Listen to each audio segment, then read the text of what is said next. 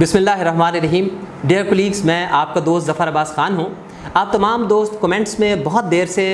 ये डिमांड कर रहे थे कि एक वीडियो म्यूटेशन या इंतकाल पर बनाई जाए, और अब जबकि पैनल ने भी डिफरेंट कैंडिडेट से म्यूटेशन की डेफिनेशन और इसकी डिफरेंट जो काइंड्स हैं या अक़साम या टाइप्स हैं इसकी म्यूटेशन की, उस पर बहुत सारे सवालात किए हैं। तो आज मैंने ये ज़रूरी समझा कि आप तमाम दोस्तों के लिए आखिरकार ये वीडियो अपलोड कर ही दी जाए। आज हम बात करेंगे इंतकाल या म्यूटेशन के बारे में। अगर हम म्यूटेशन की बेसिक डेफिनेशन को देखें तो म्यूटेशन जो वर्ड है, this word is actually derived from the Latin word म्यूटो, और लैटिन वर्ड म्यूटो का मतलब होता है चेंज। अगर हम इसके माखज़ को ही देखें तो बड़ा क्लियर है कि ये चेंज कर देता है। दो चीज़ें जो इससे मुतासिर होती हैं, एक ऑनर होता है और दूसरा टेनेट होता है। यानी ये जो ऑनर है उसकी हैसियत को भी चेंज कर सकता है, या जो टेनेट है टेनेंट की हैसियत को भी चेंज कर सकता है। आज हम इसकी फर्दर जो डिफरेंट टाइप्स हैं या डिफरेंट काइंड्स हैं इन पे बात कर लेते हैं। सबसे पहले जो इंतकाल की सबसे बड़ी किस्म होती है, इसको इंतकाल बै कहते हैं। इंतकाल बै बेसिकली एक ट्रांजैक्शन म्यूटेशन होती है जिसमें जो ज़मीन है इसकी बाकायदा से मालियत दर्ज की जाती है। यानी 1 एकड़ है तो 1 एकड़, सपोज़ 2 बंदे हैं, एक बाया है एक मुश्तरी है, तो इनके दरमियान सौदा तय हो गया है कि ये इंतकाल इन्होंने 1 एकड़ जो है 20 लाख का एक बंदे ने ख़रीद लिया और दूसरे बंदे ने 20 लाख में बेच दिया है। तो ये दोनों इस 20 लाख के मुताबिक अपनी जो फ़ीसें हैं जो कि रेवेन्यू अफसर ने तशख़ीस करनी होती हैं वो अपनी बैंक में जमा करवाएंगे, और फिर इसके बाद इनके इस इंतकाल के जो है बयानात हो जाते हैं। इसमें 2 चीज़ें ज़रूरी हैं जो आपसे क्वेश्चंस किए जा सकते हैं। एक तो ये है कि सबसे पहला ये ज़रूरी है कि किसी भी बै के इंतकाल के लिए वहाँ पर जो औसत बै जिसे कहते हैं, या उसकी जो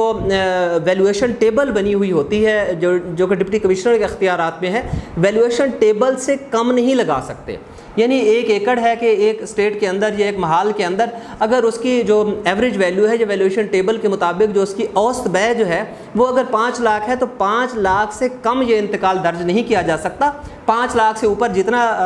बाया जो मुश्तरी के दरमियान है वो 10 लाख लिखवा लें, 20 लाख 30 लाख जितनों में लिखवा लें वो लिखवा सकते हैं। एक चीज़ आप जहन में रखें, और आपसे ये पूछ भी सकते हैं कि जो म्यूटेशन है that is for the fiscal purposes. Government को इससे मालियात मिल रही होती है, गवर्नमेंट को इससे टैक्सेस मिल रहे होते हैं, और आपके लिए सबसे जो बेसिक रिस्पॉन्सिबिलिटी है वो ये है कि आपने इन गवर्नमेंट के जो टैक्सेस हैं, जो गवर्नमेंट की जो फ़ीस हैं, इनको इंश्योर करना है आपने। इसके बाद एक बहुत ज़रूरी चीज़ और मैं आप यहाँ बता दूँ आपको कि अगर ये इंतकाल पटवारी दर्ज कर रहा है जिसे आप मैनुअल म्यूटेशन कहते हैं, तो ये section 42 of the land revenue act 1967 में इसका प्रोसीजर बताया गया है। लेकिन अगर यही इंतकाल कंप्यूटर सेंटर पे होता है, यानी अंडर दी गिवन जो एक हिरार्की है कंप्यूटर सेंटर्स की, गिवन अंडर पेलरा, तो इस पेलरा या कंप्यूटर सेंटर की हिरार्की में अगर ये हो रहा है, इसी तरह से अगर DMM या देही मरकज़ माल पे ये इंतकाल हो रहा है, तो फिर ये under section 42A of the land revenue act 1967 इंतकाल होगा। बै के इंतकाल पे बाया और मुश्तरी के अलावा 2 गवाहान भी ज़रूरी होते हैं। इनमें से एक गवाह के लिए प्रेफरेबली ज़रूरी है कि वो नंबरदार हो, लेकिन अगर नंबरदार ना हो तो 2 पतीदार हों। पतीदार से मुराद ऐसे 2 गवाह होते हैं जिनकी ज़मीन वहाँ पे हो, यानी एक पत्ती है या तरफ है या एक महाल है, तो उसके अंदर इन 2 गवाहान की ज़मीन होना ज़रूरी है। अगर इनकी ज़मीन नहीं है वहाँ पे तो ये गवाह नहीं हो सकते। ये पहली किस्म थी जिसे इंतकाल बै कहते हैं। इंतकाल बै के बाद जो दूसरी किस्म होती है इसको इंतकाल तबादला कहते हैं। ये ट्रांसफ़र म्यूटेशन होती है, इसमें एक को तबादला दहिंदा और दूसरे को तबादला गरिंदा कहते हैं। इसके लिए ज़रूरी है कि ये 2 जो तबादला दहिंदा और तबादला गरिंदा हैं अलग अलग खातों में या अलग अलग खेवट में से ये ज़मीन का, मसलन एक का खाता नंबर 15 है और एक का खाता नंबर 17 है, तो फिर ये तबादला कर सकते हैं। एक ही खाता के अंदर तबादला का इंतकाल नहीं होता। इसके लिए दूसरी चीज़ जो ज़रूरी है वो ये है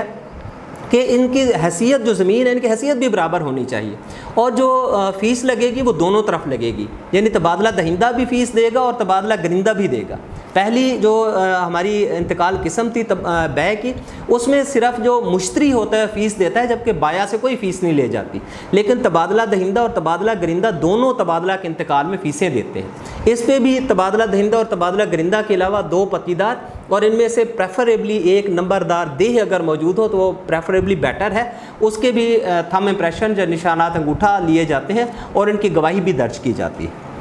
इसके बाद जो अगला इंतकाल की किस्म है इसको इंतकाल हिब्बा या गिफ्ट कहते हैं। اب ہبہ کی بہت ساری اقسام ہیں۔ ہبہ یہ ہے کہ اس میں زمین کی ٹرانزیکشن جو ویلیو نہیں دیکھی جاتی، یعنی یہ نہیں ہے کہ زمین جو ہے یہ 5 لاکھ میں بک رہی ہے یا 10 لاکھ میں بک رہی ہے، اگر تو جائز ہبہ ہے تو اس کی جائز ہبہ کی فیس لگے گی، اور اگر ناجائز ہبہ ہے تو پھر اس کی فیس بیع کی فیس کے برابر لگے گی۔ اب میں آپ کو یہاں کلیئر کر دوں کہ بعض بچے جائز اور ناجائز ہبہ کے ڈیفینیشن میں تھوڑا سے کنفیوز ہوتے ہیں۔ کہ جائز ہبہ سے مراد وہ ہبہ ہے جو ایک واہب اپنے جو اس کے وارثان ہیں، شرعی وارثان ہیں، ان کو دیتا ہے، جبکہ ناجائز ہبہ ایک ایسا ہبہ ہوتا ہے جو کہ ایسے لوگوں کو دیا جاتا ہے جو کہ اس کے جائز وارثان نہیں ہیں یا اس کے شرعی وارثان نہیں ہیں۔ اس کا تعین آپ ایسا کرتے ہیں کہ اگر ایک بندہ سپوز اگر فوت ہو جائے تو اس کے مرنے کے بعد زمین جن جن لوگوں کو شرعی طور پر منتقل ہوتی ہے انہی لوگوں کو اگر ہبہ کر رہا ہے وہ، تو ایسے جو موہوب الیحان ہوتے ہیں ان کو جو ہے نا ہبے کی جو قسم ہے اس میں وہ جائز ہبہ کی ڈیفینیشن، جائز ہبہ کی ٹائپ میں آتے ہیں، جبکہ ناجائز ہبہ میں ایسے لوگ ہوں گے جو ان شرعی وارثان کے علاوہ ہوں گے۔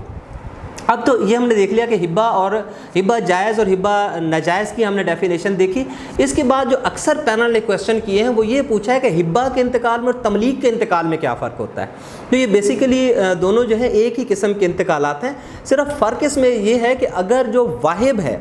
یہ نا یہ کچھ چیز اور کلیئر کر لیں کہ جو ہبہ دے رہا ہو اس کو واہب کہتے ہیں، اور جس کو ہبہ دیا جا رہا ہو تو اس کو موہوب علیہ یا موہوب الیحان کہتے ہیں۔ تو اب جو واہب ہے اگر تو وہ کسی ایک وارث کو دے دے، 2 وارثان کو دے دے اور سارے وارثان کو نہ دے تو یہ ہبہ ہوگا، لیکن اگر واہب ایسے کرے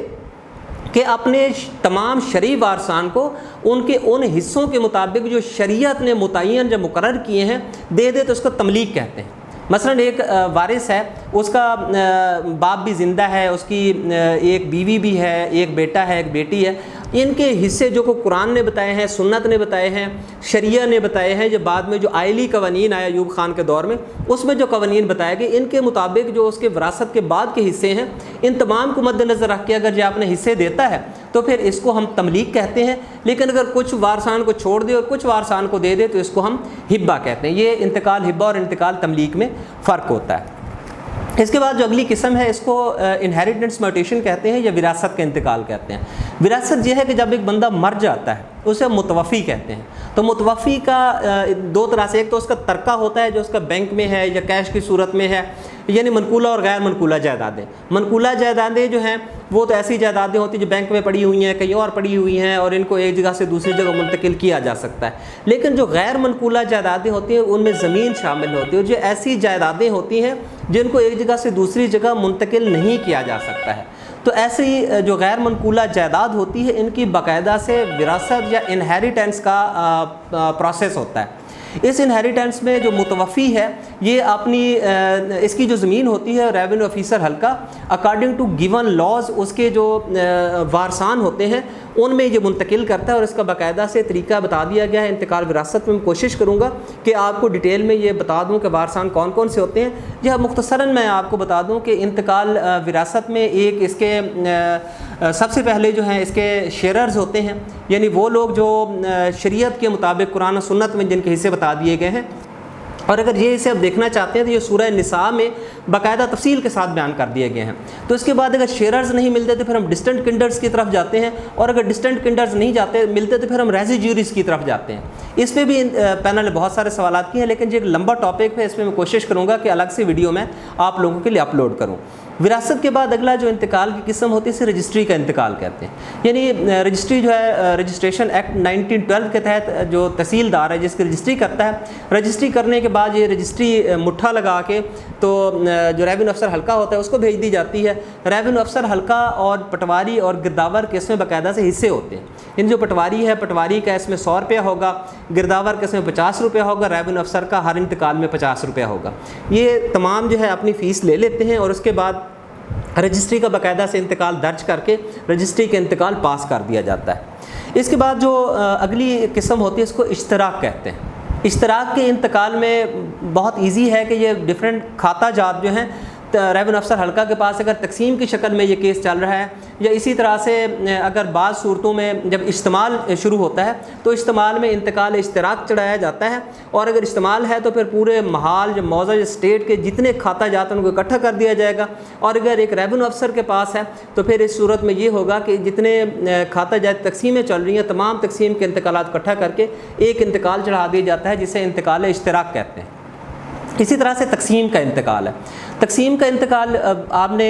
پڑھا ہوگا کہ لینڈ ریونیو ایکٹ 1967 کے سیکشن 135 to 150 جو سیکشن اس میں تقسیم کا طریقہ دیا گیا ہے، جب تقسیم مکمل ہو جاتی ہے تو مکمل ہونے کے بعد پھر یہ ریونیو افسر حلقہ کے پاس آتی ہے، وہ مارک کرتا ہے، اور پھر پٹواری یا کمپیوٹر سینٹر پہ جو سروس سینٹر آفیشیل ہے یہ انتقال تقسیم یا پارٹیشن میوٹیشن درج کرتا ہے، اور پھر حسب ضابطہ یہ پاس ہو جاتا ہے۔ اس کے بعد انتقال صحت ہوتا ہے، یا انتقال ڈگری یا عمل درآمد ہوتے ہیں۔ یہ ایسے انتقالات ہوتے ہیں کہ بعض دفعہ جج صاحبان ڈگری کر دیتے ہیں، یا بعض ایسے انتقالات جو اپیلوں میں جاتے ہیں خارج ہو جاتے ہیں، یا ان میں کوئی تبدیلی آ جاتی ہے تو پھر یہ واپس آتے ہیں عمل درآمد کے لیے۔ اب ان پہ عمل درآمد دو طریقے سے ہو سکتا ہے۔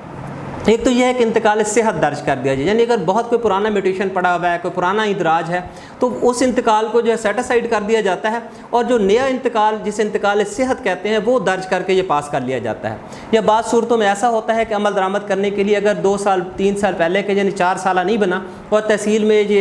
میں سے یہ ضلع میں جمع نہیں ہو گیا، تو پھر اس کا یہ طریقہ کار ہے کہ انتقال دوبارہ سے نکلوا لیا جاتا ہے، اور انتقال نکال کے اسی کے اوپر ہی تبدیلی کر دی جاتی ہے۔ عمل درآمد کے بنیادی طور پر یہ دو طریقہ کار ہوتے ہیں، ایک انتقال صحت ہے اور دوسرا انتقال عمل درآمد ڈگری یا دیگر جو احکامات ہیں عدالتوں کے ہیں، یا جو بالا افسران ہیں جنہوں بورڈ آف ریونیو ہے، ڈسٹرکٹ کلیکٹر ہے، کمشنر ہے، ڈفرینٹ آفیسرز ہیں، ان کے طرف سے احکامات آتے ہیں کوئی تبدیلی کے یا سیٹ اسائڈ کر دینے کے انتقال کو، اس کے مطابق انتقال کا جو اس میں چینج کر دی جاتی ہے۔ اب اس کے بعد جو انتقال کی اگلی قسم ہے وہ بہت امپورٹنٹ ہے، اس کو انتقال رہن کہتے ہیں۔ اب رہن کی بہت ساری اقسام ہیں، ان میں سب سے پہلی جو قسم ہے اس کو رہن با قبضہ کہتے ہیں۔ رہن با قبضہ میں کوئی بندہ کسی سے اگر قرض لیتا ہے تو اس قرض کے بدلے اس کا وہ قبضہ یا پوزیشن بھی دے دیتا ہے، لیکن جو آڑ رہن ہوتا ہے، آڑ رہن میں صرف قرضہ لینے کے بدلے میں بینک جو ہے اکثر یہ بینک کی طرف سے ہوتا ہے کہ بینک جو زمین ہے یہ اپنا پلج کر لیتا ہے یا ضمانت کے طور پر اپنے پاس رکھتا ہے، لیکن اس کا قبضہ جو ہے قبضہ مالک کے پاس ہی رہتا ہے۔ پھر اسی طرح سے جب یہ انتقال جو ہے جب یہ قرض ہوتا ہے، یہ لون ہوتا ہے، ایک رہن ادا کر دیتا ہے، تو ادا کر دینے کے بعد یہ انتقال جب پھر سے آتا ہے تو اس کو فق آڑ رہن کہتے ہیں۔ یعنی پہلے یہ آڑ رہن ہوا تھا، پٹواری گرداور تحصیلدار نے اس کو پاس کیا، تو جب اس نے اپنا قرضہ اتار دیا تو اس کے بعد جو انتقال درج ہوگا اس کو انتقال فق آڑ رہن کہتے ہیں۔ اسی طرح سے اب ایک جو کویشچن ہوا ہے جو پینل کی طرف سے ہوا ہے کہ رہن اور آڑ رہن میں کیا فرق ہے، تو اس میں قبضے کا فرق ہوتا ہے۔ یعنی رہن، اس میں پھر میں آپ کو بتا دوں کہ جو انتقال رہن دینے والا ہوتا ہے اس کو راہن کہتے ہیں، اور جو اس کسی قرض کے بدلے میں یا کسی شرط پہ یہ زمین اپنے پاس لے رہا ہوتا ہے اسے مرتہن کہتے ہیں۔ تو اس میں یہ تھا کہ اگر راہن با قبضہ اپنی زمین منتقل کر دیتا ہے کسی کو تو اسے رہن با قبضہ کہتے ہیں، لیکن اگر وہ قبضہ نہیں دیتا، صرف زمین کی چھوٹی یہ ضمانت دیتا ہے تو اس کو آڑ رہن کہتے ہیں۔ اب رہن کی اور بھی بہت ساری قسمیں ہوتی ہیں جن میں خاص رہن مستاجری ہے، لیکھے مکھی ہے، اسی طرح سے سیکنڈ رہن ہے، بے حق مرتہنی ہے، رہن در رہن ہے۔ یہ چند ایک اقسام ہے، لیکن یہ ایسی اقسام ہے جن کے بارے میں اکثر نہیں پوچھا جاتا۔ یعنی لیکھے مکھی کے بارے میں ہو سکتا ہے کہ معزز پینل میں سے بیٹھے ہوئے بھی کچھ جو معزز پینلسٹ ہیں ان کو بھی شاید پتہ نہ ہو۔ اسی طرح سے جو بے حق مرتہنی کے انتقالات ہیں یا رہن مستاجری کے انتقالات ہیں، یہ ایسے انتقالات ہوتے ہیں یہ اکثر نہ پٹواری کے پاس نوٹ ہوتے ہیں، نہ ایسے انتقالات جو پیلرا کے انڈر جو کمپیوٹر سینٹر ہے نہ وہاں پہ ایسے انتقالات آتے ہیں۔ تو آپ کے لیے جتنے انتقالات ضروری تھے میں نے کوشش کی کہ آج کی ویڈیو میں ہم اس کو ڈسکس کر لیں۔ ان کے بارے میں جو کچھ خاص طور سے وراثت کے جو انتقالات ہیں یا رجسٹری کے انتقالات ہیں یا اس کے علاوہ انتقال صحت، ڈگری و عمل درآمد ہے، ان کے بارے میں کوشش کریں گے کہ آنے والی ویڈیوز میں ان کے بارے میں مزید ڈیٹیل سے پڑھیں۔ اور خاص طور سے جو وراثت کے حصوں کا تعین ہے اس پہ میں ایک ویڈیو آپ کے لیے ضرور بناؤں گا، کیونکہ جو پینلسٹ ہیں انہوں نے ڈیفرنٹ انٹرویوز میں پوچھا ہے کہ اگر ایک بندہ فوت ہو جاتا ہے تو اس کے والد کو کتنا حصہ ملے گا، اس کی والدہ کو کتنا حصہ ملے گا، اس کی جو بیوہ ہے یا وڈو ہے اس کے حصے کتنے ہیں، بیٹے بیٹیوں کے حصے کتنے ہیں، اور اگر شیئرر نہیں ہے تو پھر ڈسٹنٹ کنڈرز تک یہ وراثت کیسے جاتی ہے، یا ڈسٹنٹ کنڈر نہیں ہے تو پھر ریزیڈیوریز میں اس کی تقسیم کیسے کی جاتی ہے۔ تو انشاءاللہ آنے والی ویڈیوز میں خاص طور سے وراثت پہ انتقال جو ہے اس پہ آپ سے تفصیلی بات ہوگی۔ اتنا وقت دینے کے لیے شکریہ، تھینک یو ویری مچ، اللہ حافظ۔